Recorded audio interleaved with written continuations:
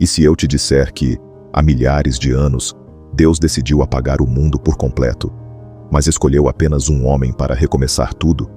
Um homem chamado Noé, não um herói de guerra, não um rei poderoso, mas um agricultor comum que andava com Deus no meio de uma humanidade tão perdida quanto a nossa hoje.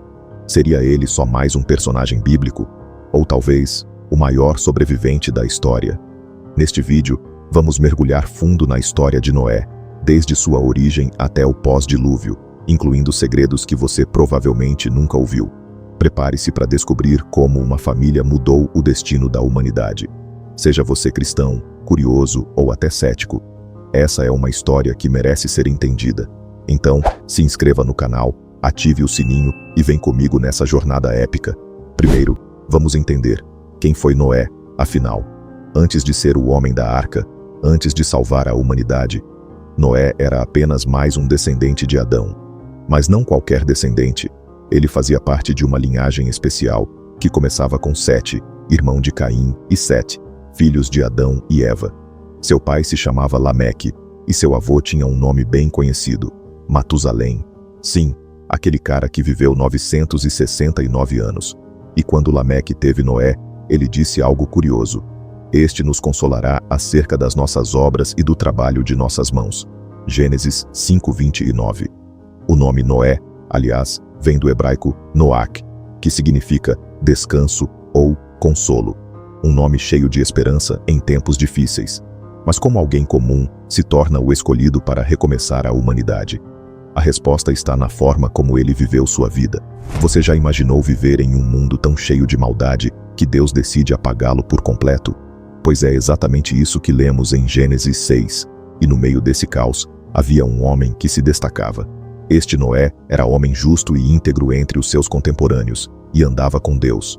Gênesis 6:9. Andar com Deus não era algo comum naquela época, muito menos fácil.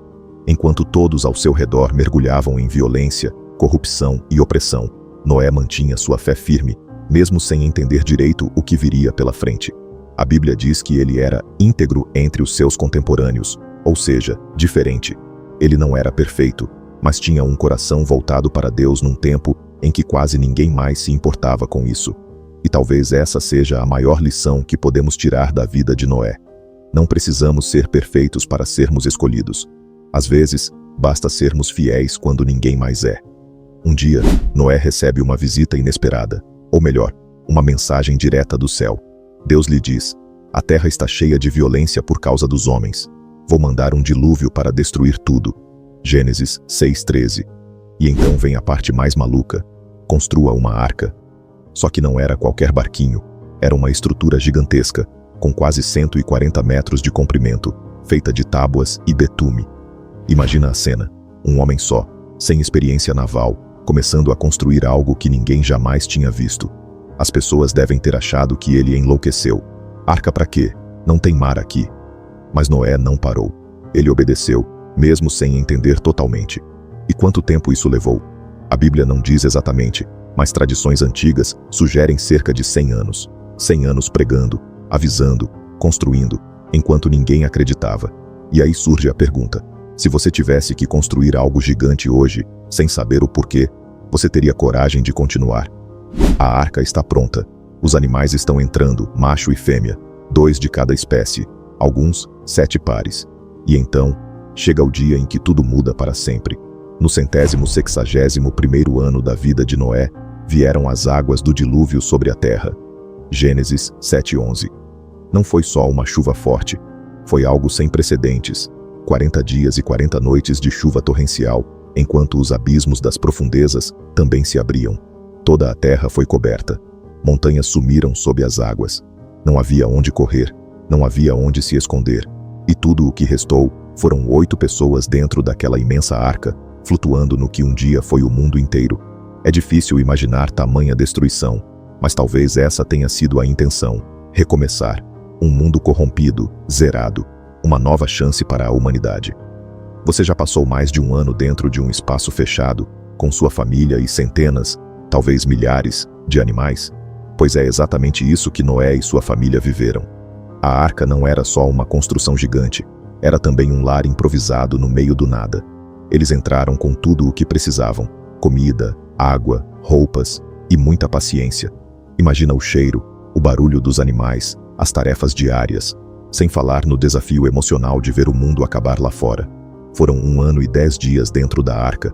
Isso incluiu esperar até que as águas baixassem, os montes aparecessem e, finalmente, a ordem: sai da arca, você e toda a sua família. Gênesis 8:16. Mas sair não foi simples. O mundo lá fora era completamente diferente do que conheciam. Seria como acordar em um planeta novo, sem certeza de como tudo ia funcionar dali para frente. O mundo era novo, a terra limpa, e Noé resolveu plantar uma vinha. Parece inofensivo, certo? Mas o que aconteceu em seguida é um dos episódios mais surpreendentes da Bíblia. Ele colheu as uvas, fez vinho e se embriagou profundamente dentro da sua própria tenda. Só que ele ficou nu e seu filho Cam viu tudo. Em vez de agir com respeito, Cam saiu contando aos irmãos. Sem e Jafé, então, fizeram algo diferente.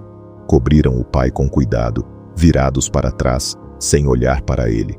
Quando Noé acordou, soube o que acontecera e proferiu uma maldição que ecoaria por séculos. Maldito seja Canaã, servo dos servos será a seus irmãos. Gênesis 9:25. Essa passagem sempre gerou polêmica. Alguns usaram isso até mesmo como justificativa para a escravidão, mas a maioria dos estudiosos entende que se refere às futuras civilizações cananeias, não a raças ou etnias inteiras. A pergunta que fica é: como um homem justo, escolhido por Deus, cometeu um erro tão humano? E o que isso nos ensina sobre a nossa própria jornada? Depois do dilúvio, Noé viveu mais 350 anos, ou seja, ele chegou aos incríveis 950 anos de idade. Isso significa que ele viveu tempo suficiente para ver os povos se multiplicarem e até as primeiras civilizações surgirem. Ele viu seus filhos, Sem, Cam e Jafé, se espalharem pela terra e cada um fundar nações que conhecemos até hoje. Mas mesmo com toda essa longevidade, há algo curioso. Noé morreu antes da construção da Torre de Babel, segundo muitos estudiosos. Isso quer dizer que ele ainda testemunhou uma humanidade tentando reconstruir sua identidade. Mas, como sempre, buscando fazer isso sem depender de Deus. Sua morte não é descrita com detalhes, mas dizem que ele foi sepultado em algum lugar nas montanhas onde a arca encalhou, provavelmente o Monte Ararat. E mesmo sem saber exatamente onde seu corpo repousa, seu legado continua muito vivo. Noé não foi só um sobrevivente. Ele foi o último patriarca antes do dilúvio e o primeiro homem com quem Deus fez uma aliança universal depois daquela grande catástrofe. Na Bíblia, ele é citado como exemplo de justiça por profetas como Ezequiel. E até Jesus, em Mateus 24, usa a história de Noé como alerta sobre os últimos dias. Como nos dias de Noé, assim será a vinda do Filho do Homem. Seu legado não se limita à arca ou ao dilúvio. Ele representa fé em tempos difíceis, obediência sem entender tudo, e coragem para ser diferente num mundo que já havia perdido seu rumo. Além disso, sua linhagem levou diretamente a Sem, que daria origem a Abraão, Isaque, Jacó, e muito tempo depois, a alguém chamado Jesus. A história de Noé vai muito além da arca e do dilúvio. Ela é tão antiga que muitas culturas têm versões parecidas. Na mitologia suméria, por exemplo, há um personagem chamado Utnapishtim, que também sobrevive a um grande dilúvio após construir um barco gigante. Em textos apócrifos como o livro de Enoque, Noé é descrito como um profeta que recebe revelações celestiais e até conversa com anjos sobre os mistérios do universo.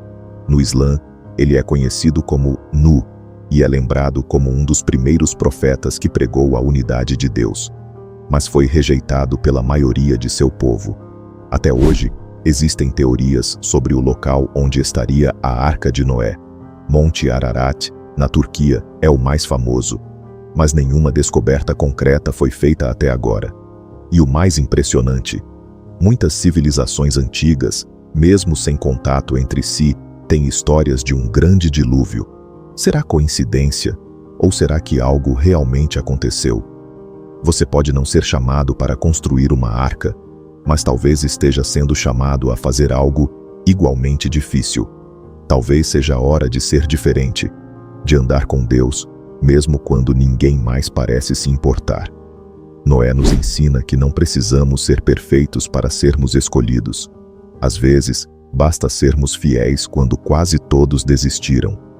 E se o mundo em que vivemos também estivesse pedindo um recomeço, será que você seria um daqueles poucos que ouviria a voz e agiria? Se essa história tocou seu coração, deixe seu comentário aqui embaixo. Qual foi sua maior lição com a história de Noé? E se você chegou até aqui, significa que esse conteúdo teve valor para você. Então não esquece, deixe seu like, compartilhe com alguém que precisa ouvir isso e se inscreva no canal, ativando o sininho para não perder os próximos vídeos. Até a próxima jornada histórica.